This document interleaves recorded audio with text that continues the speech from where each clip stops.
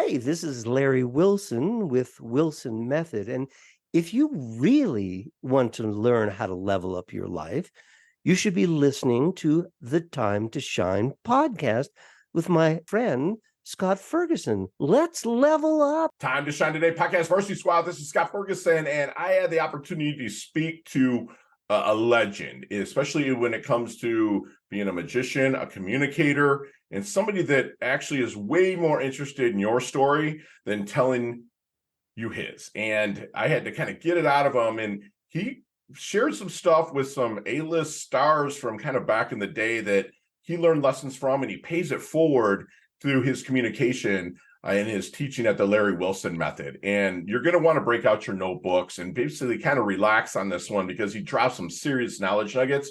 If there's anybody out there that is lacking in communication, please share this with them. Or if you'd like, smash that like and subscribe button. That would be fantastic. So without further ado, here is my really good friend, Larry Wilson. Let's level up. Time to Shine Today podcast, Varsity Squad. This is Scott Ferguson, and I'm just going to call it kind of a bucket list, because I was that little kid, 11, 12 years old, that wanted to be a magician. And I actually caught this gentleman's bit back in 1983. So I'm showing my age, that's for sure. And I was 11 years old at the time. And the gentleman's name is Larry Wilson. He is an Emmy-nominated award-winning performer, trainer, keynote speaker. And in 2017, he was the Comedy Magician of the Year. He created the Wilson Method communications training for people who wanted to live lives of prosperity, joy, and abundance. The Wilson Method is the accumulation of the techniques he's learned working with the most famous celebrities in the world, people who Larry considers the master communicators, people who get everything they want out of life. And also, he's dropped a new podcast. It's called How to Talk to Humans. Don't go there now, because I want you to pick up the knowledge nuggets that Larry's going to leave behind here right now. But don't go there now. But I'll have a link to his podcast in the show notes. So Larry, thank you so much for coming on. Please introduce yourself to the Time to Shine Today podcast, Varsity Squad. But first, what's your favorite color and why? My favorite color, I feel like my favorite color got hijacked a little bit. My favorite color was always purple. Wow, okay. And that was long before Prince ever came on the scene. And then when Prince appeared, I sort of thought, well, everyone's going to think I'm just copying him. So I didn't really talk about my favorite color, but I do like that color purple. Yeah, and it's royal and regal, so it fits you. Yeah. Right? Yeah. So, again, we were kind of talking off them. Like, you started in the showbiz with magician stuff, magic younger. But can we get to the roots of how you kind of worked your way up to performing on stage and working with the celebrities that you were? Maybe kind of the roots of it, please. Sure. It's I don't know whether my personal story is inspirational or a cautionary tale of what not to do. I can't tell you what it really is, but I can sketch it in quickly for you. I did magic when I was a little boy, like I think a lot of kids do. Yep. Sure, of course, just for fun. Didn't think anything of it. But my real love was filmmaking and film. And I went to University of California, Santa Cruz, and got a degree in filmmaking, television production there. And when I graduated, I came home to Los Angeles, where I, had lived all my life. And everyone had just graduated from filmmaking school. and people I knew who were very talented were working for free just so they could say, oh, I have a credit on this. And I thought, well, this isn't going to work. I need to make a living somehow. Sure. So I finally got a job on a film, a low-budget film, as a sound recordist. I was making $175 a week, and I thought I was a big deal. Big baller, all my friends were working for free. I was getting $175 a week. We were working 6 days a week, 16 hours a day.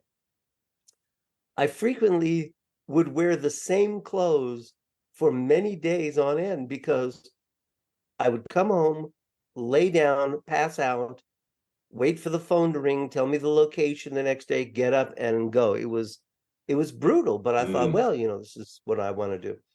And during the course of this, on my one day off a week, I ran into an old friend who said, oh, say, do you still do magic? And I said, oh, no, it's all about filmmaking. And he said, oh. And I said, why? Why do you ask? He said, my parents were going to have a party and they're going to hire a magician. And I said, well, now hold on a second. I said, what were they going to pay? He goes, I don't know, $600-700 for the night. I said, I could do that. Month and And a he said, half. oh, Yeah. all right. Well, I'll have them hire you then. Right. So they hired me for this party. Now, not only did I make more for the evening than I was making in a month working Like a month and a half. tail off, yes. But more importantly, everyone at this party acted like I was very valuable to them. Like they were so happy to see me. On the film production, I was being worked like a rented mule. And they were right. There were a million people lined up who could have done my job. If I gave them any trouble, I'd be out the door, right? So people at this party said, oh, could we have your business card? I said, I just ran out of them, but I'm going to write it on this napkin for you. So suddenly I'm doing all these private parties. And I thought, well, this is crazy, but okay. Well, it's in Los Angeles. So at one of the parties, somebody says to me, oh, you're fantastic. Would you like to be on television? And of course, my response was, do I get paid? They said, of course you get paid. Sure. And this person was a talent coordinator for some talk show. I don't remember which one it was, some daytime talk show. And so they booked me. I went on the show. I did the show. And then the next day, now this may be hard for some of your listeners who are younger, who may not understand this, but in the days before computers and streaming and all that sort of thing, you might record a television show. It might not be on the air for months. It might be a long time. Yeah. So I was very surprised. The next day I get a phone call from a woman who says, oh, hi, I'm the sister-in-law of the man who booked you on that show that you did yesterday.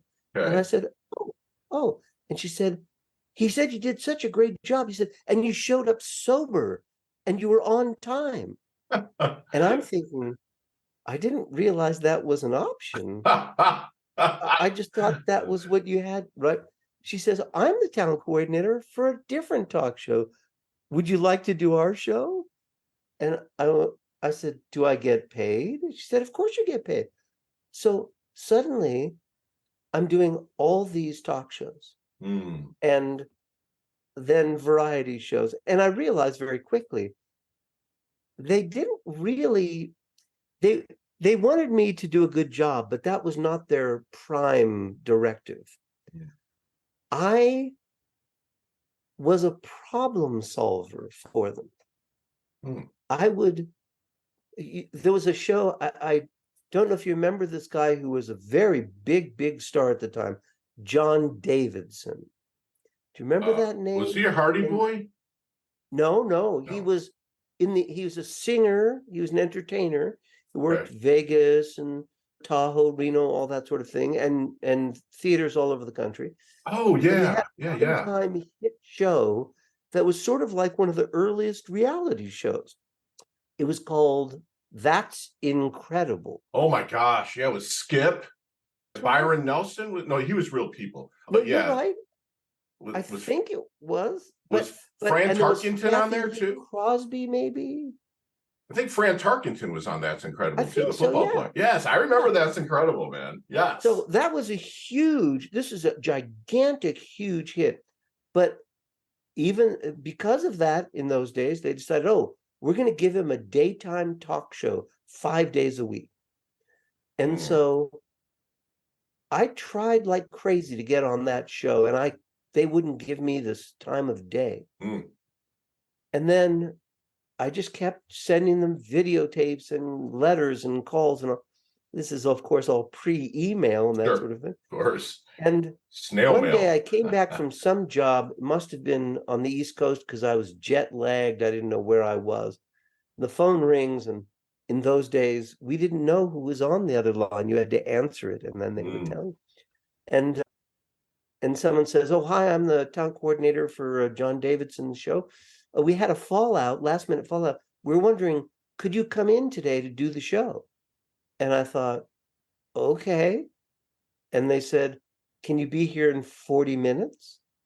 And I said, okay. So I kind of pulled myself together. I went in. As I was driving in, I realized, oh, they must have a list of everyone who's been trying to get on the show. Right. It must be alphabetized. So Wilson must be at the very bottom. They must have called everyone in Hollywood. Right. And they weren't available. They didn't want to do it on last minute, whatever it was. So I do that show. It goes very well. And the producer comes up to me at the end of the show, goes, we'd love to have you back on this show. Are you going to be around next week? And I said, yes. I wound up doing 38 appearances on that show. And I realized it wasn't because they thought I was so great. It was because they could depend on me. Yeah, dependable. Yes.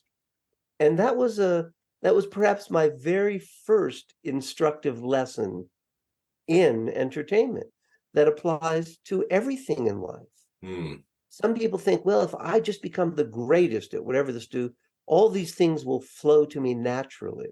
Yes. But I don't think that's the case. I think you have to think about what these people need, what they want.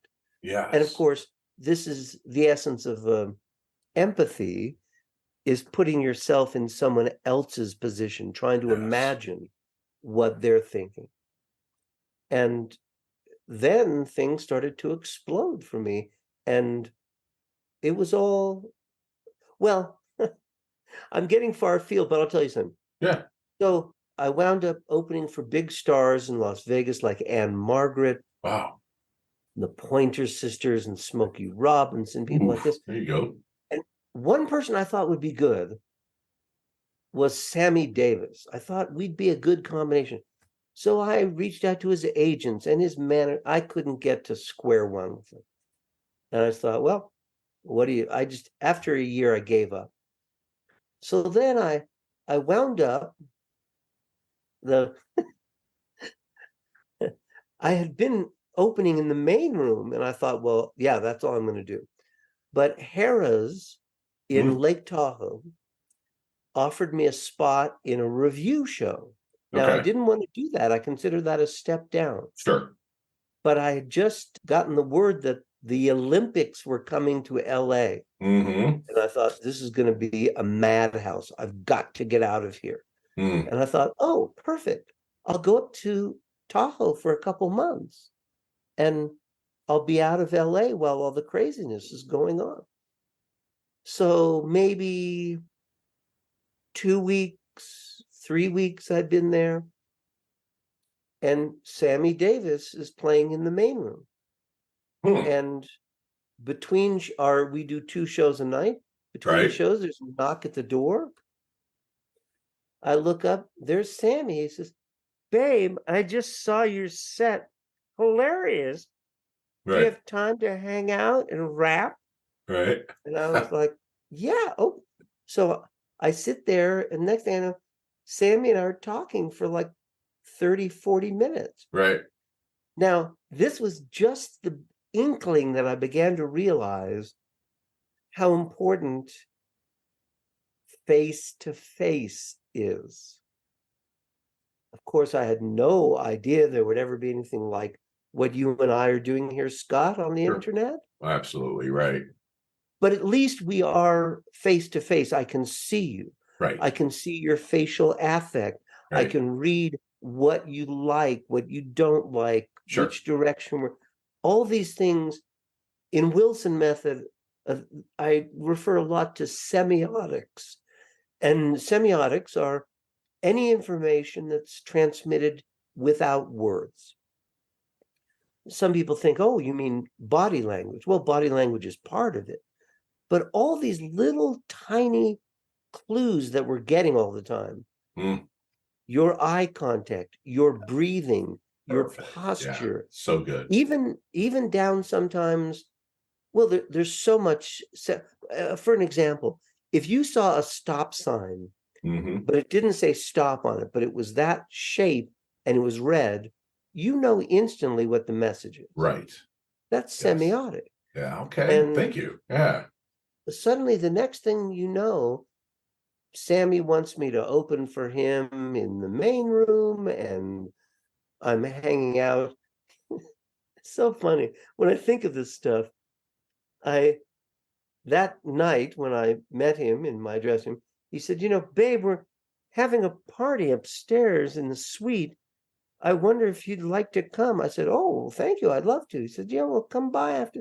So it was just sort of the beginning of me understanding that there's more information than appears to the casual observer. That's why things that I've been writing, things that I've been mailing weren't having the impact. And of course, more importantly, I saw that people like Sammy, like Anne Margaret, like the Pointers, all these people I was working with, I saw they got everything they wanted out of life. Sure. And it wasn't just because they were famous. Because I saw other people who were famous who still were struggling, still had trouble. Right. But the ones I was working with, I saw it had to do with their communication skills. Sure. And it takes me a while, Scott, but after a few years of observing this, I realized there were certain elements that they all shared. And the great news was it wasn't talent. Because talent, I don't know where that comes. I don't know what that is really. Sure. What they relied on was technique. And I started to model these techniques. And sometimes I would ask them. I was working on a film with Timothy Hutton, the Academy winning actor. Yeah, Leverage. He's playing good stuff even later after his days. Absolutely. And fantastic guy. And we were in Malibu at his house, and we were working on something. And he said, oh, you want to go get some dinner? I said, yeah, sure. So we went down to a very popular place a few minutes away. It's right on the water. But it was a Friday night. I mean, it was jammed. There's no way we're getting it. And I should point out, jammed with everyone famous like Tim, everyone Academy Award. Sure. I thought, oh, they don't care that he's Timothy Hutton. They really don't care, right? Right. But I saw him go up to the woman who is the maitre d', I guess. And a few minutes later, they were seating us. And I said, okay, you have to tell me what you did. And he said, oh, I made direct eye contact with her. Right. And I said, I don't get it. I don't understand. He said, well, everybody in that joint is like looking past her. Everybody, like they aren't even making contact with her. He said, I looked directly at her. Yes. And said, oh, I see you're really slammed tonight. My friend and I are working on a project. I guess maybe this is not a good night unless there's some way. And I thought, oh my God. Yeah. This is a very valuable lesson. Respect everybody. Well, period. And make that eye contact. Eye contact. And Larry, we could go on and on, but I got some questions I've been wanting to ask you here, brother. No, you're good, brother. And I can't wait. You're fine. You're fine. But Larry, did you develop an alter ego when you would perform? I mean, because some athletes that I work with, one of them, he's a pretty well-known Major League Baseball player. And he's like, Scott, his name has never had an at-bat. It's always somebody else that's going up there and doing it, because I've helped him remove that gook that's in the middle to help him perform. And we've worked on that alter ego. Did you have one when you would perform? Isn't that interesting? That's a really interesting question. The short form answer is yes and no. Okay. I clearly am not really playing myself when I'm on stage performing as a magician. It still feels like me, but it may be because I'm not an athlete, I may be looking at it differently. Mhm. And there's a very famous quote from some magician, I want to say at the turn of last century, a guy named Hennings Nelms, Mhm. who said, a magician is just an actor playing the role of a wizard. Hmm. And of course, he's right. And of course, it's also the reason why I do comedy magic, because I can't take it seriously. Right. To me, it's so funny, the idea that you're saying I have supernatural powers. And so I'm going to change this red scarf into a green scarf. Well, if you had real supernatural powers, I don't think that's what you'd be doing. Right. Right? You'd be using it a for lot more things, right? exactly, Landing that right? hot chick over there or something, right? Well, right, of course. So that's why that's so hilarious to me, Yeah. that you're saying I have supernatural powers and I use them for these very trivial Right. purposes. That's really funny to me.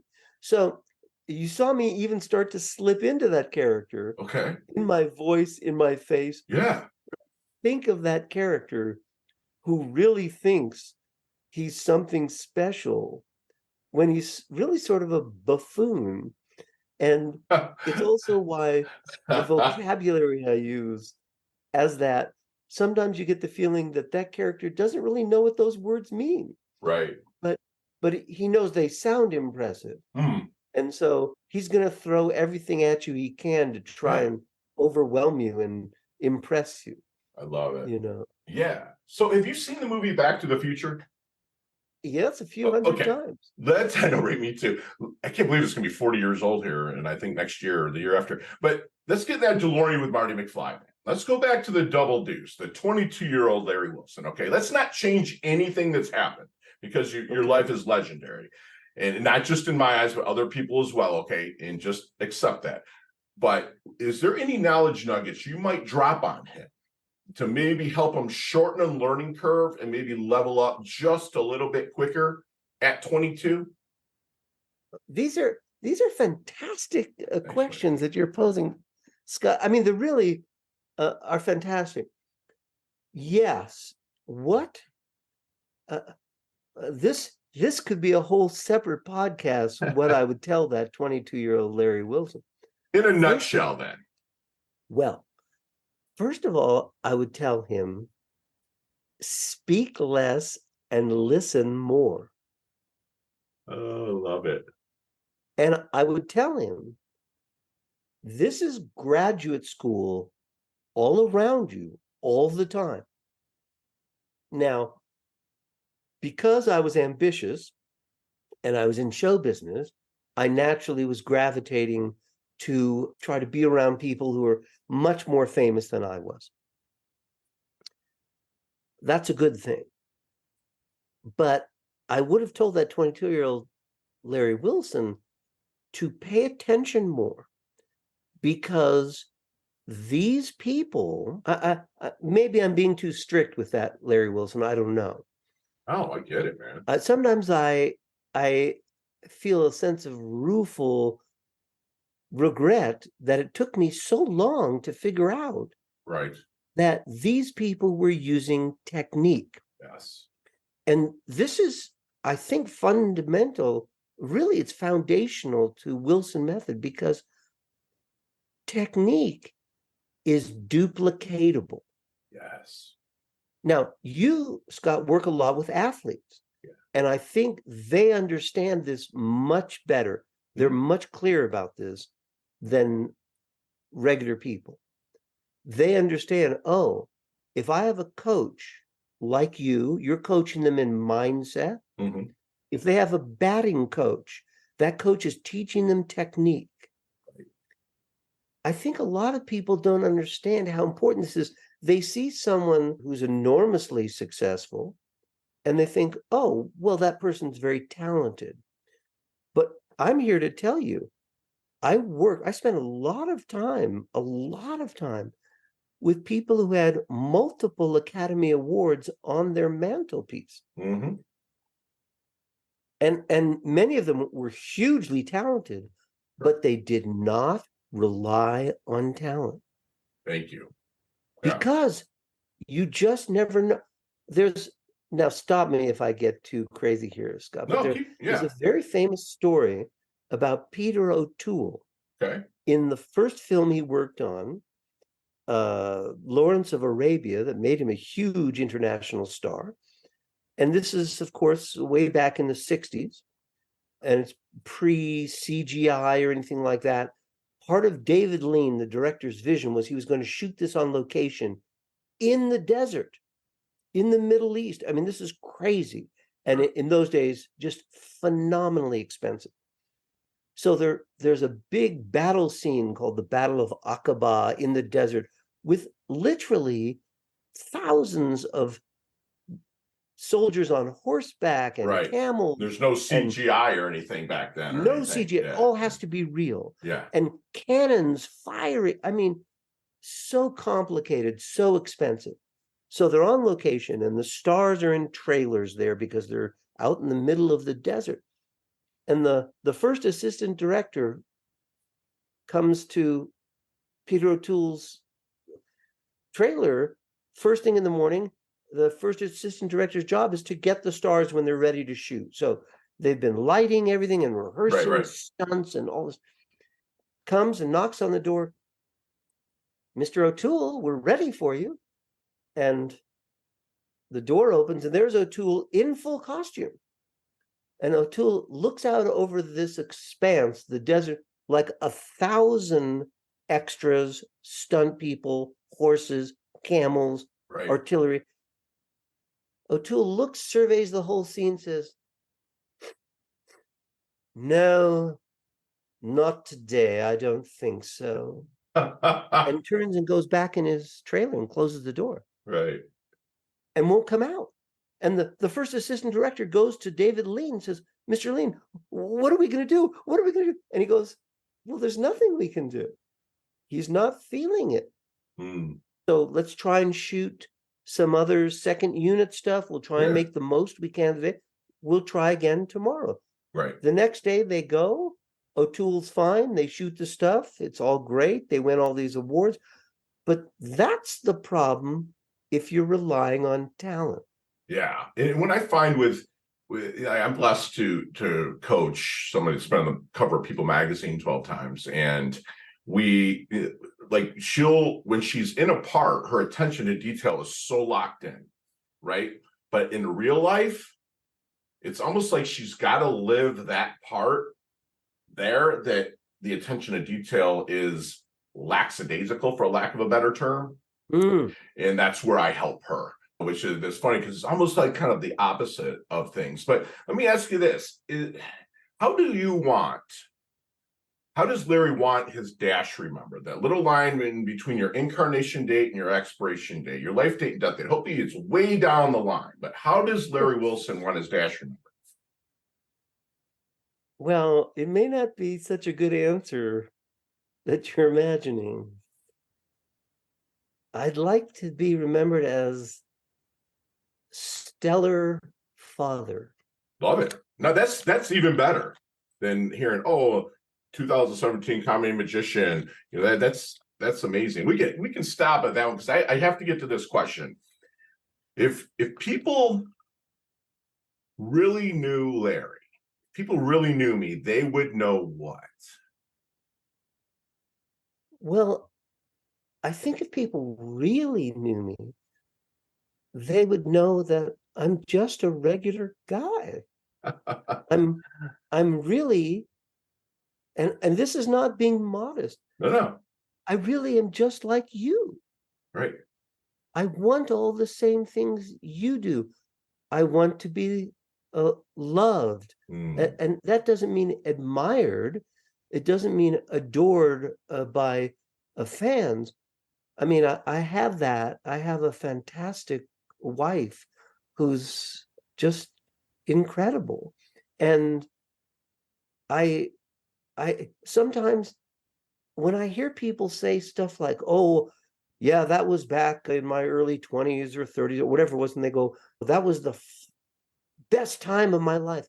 I'm always astonished by that. Right. Because every day that I wake up, thank you for saying this, man. Yes. Yeah. I feel like this is the best time of Yes. my life. Yes. It's also funny when I hear you say between your start date and your end date. Yeah.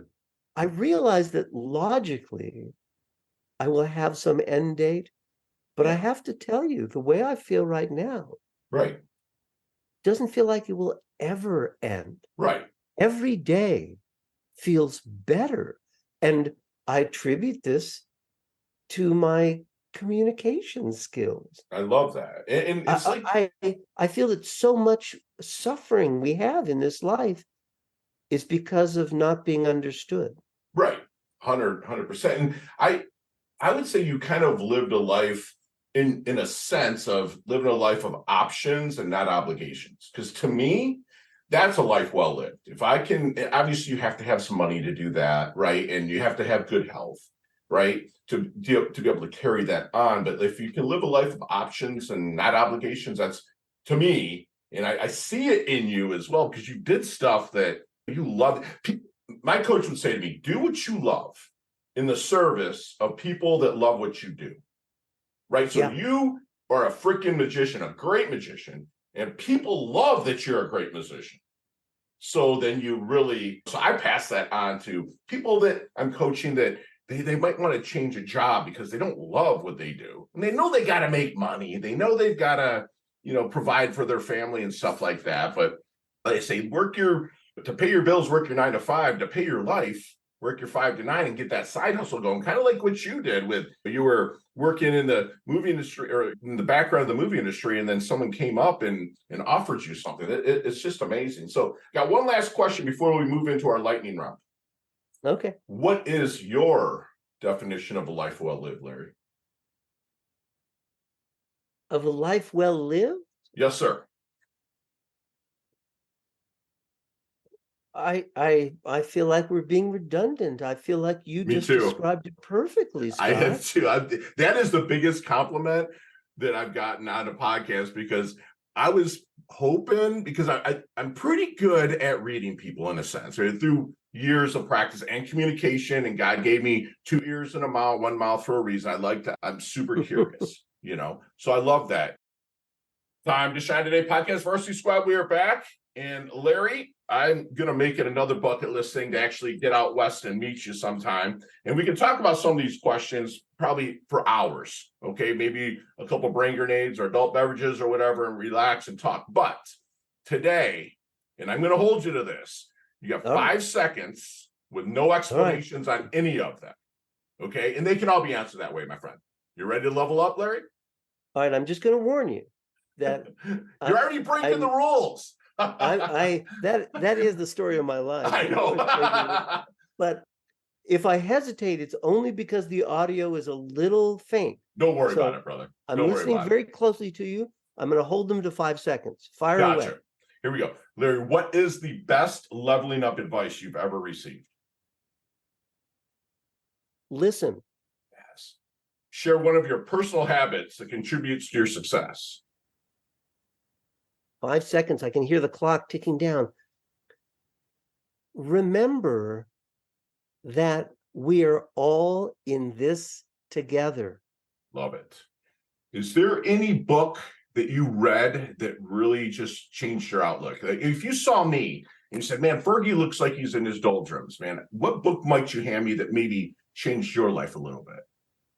Sun Tzu, The Art of War. There you go. Love it. Nicknames growing up? Rat. So other than magic, but that's not hidden. Is there any hidden talent or superpower that you have that nobody knows about until now? No. Okay, great. Chess checkers or Monopoly? Chess, but I'm not very good at it. Me neither. Headline for your life? It's time to enjoy. Love it. Any superstitions? No, except for that one joke that I think is from the show The Office. Let's hear. I'll break the rule really quickly though. What's the joke? Well, the main character, Michael Scott, Steve Carell plays, in some quick interview says, "I'm not superstitious. I'm just a little stitious." I love that. I love it. Go-to ice cream flavor. I'm sorry again? Go-to ice cream flavor.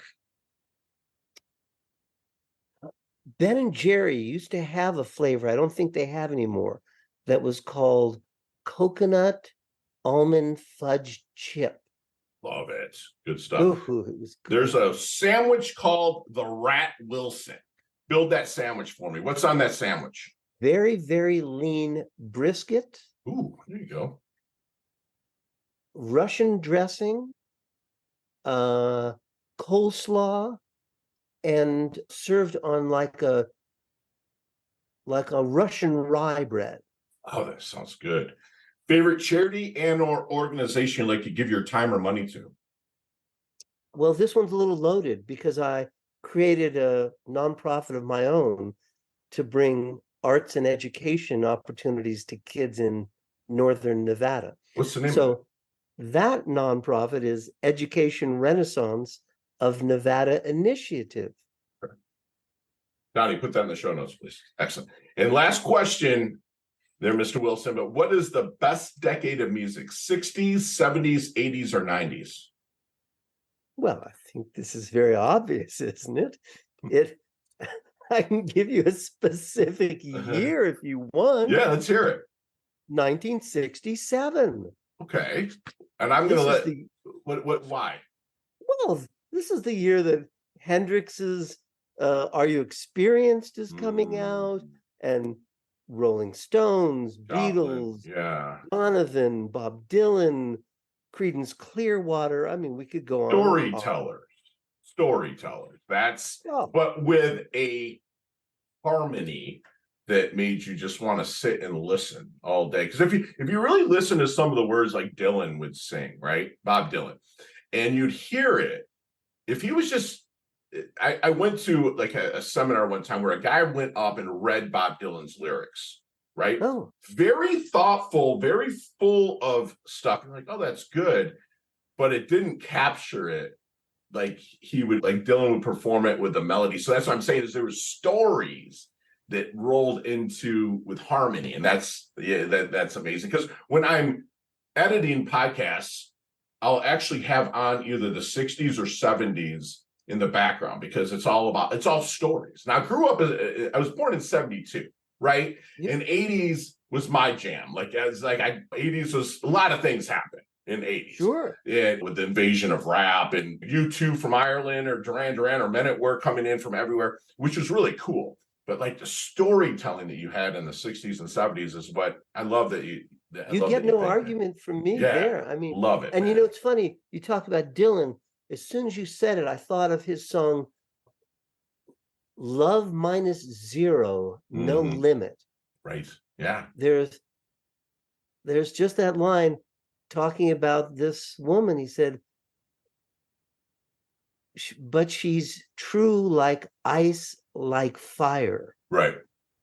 And that's incredible communication. It is. It is. It just, you can read Dylan. I actually have a book that is all of Dylan's lyrics that a client gave to me. And then I'll just kind of read it. And it's great. My mind's weird and different. It just kind of works with harmonies and adds its own harmonies to stuff. And it's just, it's a book of poems, if you will, like you just kind of quoted, that really moves you. But when you add his artistic ability with instruments, and it's amazing. So now I love that you said that. So Larry, how can we find you, my friend? Well, you can always go to wilsonmethod.com. TheWilsonMethod.com, correct? Either one. Okay. Oh, really? Okay. Gotcha. I just want to make sure they hear the right thing. Okay. Wilsonmethod.com, if you please. Yep. You can also always listen to my podcast, which is How to Talk to Humans, featuring Larry Wilson, which is available every place that you get your podcast. But you know what? I want to do something for your people. Please. If they go to thewilsonmethod.com/VIP, okay, I have something for them there. It doesn't cost anything. It's free, but it might be very useful for them in terms of Oh, wow, Yep. your people are on top of it. Yeah. Control the sure thing. Love this. Okay. Well, that has some stuff. Yeah. That has Okay. some stuff about the podcast. Excellent. Love it. Beautiful. But if your people go there, I'm going to send them something useful for what we're doing here when you're on camera. Some Okay. information about how to appear better on camera. Love that. Okay. Thank you, Larry. That's beautiful. And if you do us one last solid, please, and leave the squad with one last knowledge nugget we can kind of take with us, internalize, and take action on. Okay. So many things are competing in my brain for what this should be. But if it's something that you can take action on today, it is to practice active listening. And this means to be listening in a way that your response to someone who's speaking to you is absolutely certain that you heard them, that there's no question. You're not just sitting there going, yeah. You really hear them, because I believe the most horrible thing in the world is to feel invisible. So the corollary to this, if you can behave in a way that makes other people feel like you really see them, really hear them, those people will find you irresistible. Love it. And squad, we just had an awesome discussion, really fun, basically free masterclass and history lesson in a sense with my good friend Larry Wilson, who's, you could call it either a cautionary tale or an inspirational tale. He had a love for filmmaking, but he also found it crowded. He was working in it, making $1.75 a week, no one in there, but an old friend said, hey man, do you do some magic still? And he got him a gig. And then the best thing that ever happens to me as a speaker happened to Larry. He got stage side leads and he took action on that. And he is really kind of known as he moved forward through life as a problem solver. He showed the F up when people asked. He didn't question it. He just showed up. And that's the first thing in life that you need to do, is really show up. That's what my good friend Larry did. He made 38 appearances on the show. That's incredible. And I think I saw him all the time on there because my old man had that on all the time. He's very dependable, utilizes empathy. He reminds us that being face-to-face is paramount. Okay, the semiotics that are transmitted without words is there. And he ended with, be very proactive with your listening. I tell people that I coach, especially if they're in a CEO position or something where people, his peers, are coming to him, listen with your neck, lean in, read the facial expressions, see what is going on out there, because then you can actually really respond, not react to what they're saying. And people love to be heard. That's what Larry reminded us. I mean, just imagine sitting in that room, squad, with Sammy Davis Jr. I can't do the impression, coming in and inviting Larry up to his suite, and Timothy Hutton. And these are just legendary names because Larry made himself available and he listened. God gave us 2 ears and 1 mouth for a reason. Larry will be remembered as a stellar father, an awesome husband, and just that relatable guy that you can sit down, have an adult beverage, and just talk for hours with. And I could have kept this going and going and going. And Larry, thank you so much for coming on. You level up your health, you level up your wealth. You're still a handsome devil. And I can't wait to hopefully one day meet you and maybe even collaborate with you on something, my friend. Absolutely love your guts. I love it. I would love to. Thank you. It was fantastic. The time flew by. Have a great day, Larry. Bye now. Thanks. Hey, thanks so much for listening to this episode of Time to Shine Today podcast. Proudly brought to you by Sutter & Nugent Real Estate Excellence, who can be reached at 561-249-7266 and online at www.sutterandnugent.com. If you are a business owner or professional who would like to be interviewed on Time to Shine Today, please visit timetoshinetoday.com/guest. If you like this episode, please subscribe on Apple Podcasts, Google Podcasts, Stitcher, Spotify, iHeartRadio, or wherever you get your podcasts. There's a link in the show notes to our website. Also there, you will see our recommended resources. We hope that you will support our show by supporting them. If you like what you've been listening to, it'd be great if you could just give us a 5-star rating and tell your friends how to subscribe while you're at it. I'm your host, Scott Ferguson, and until next time, let's level up. It's our time to shine.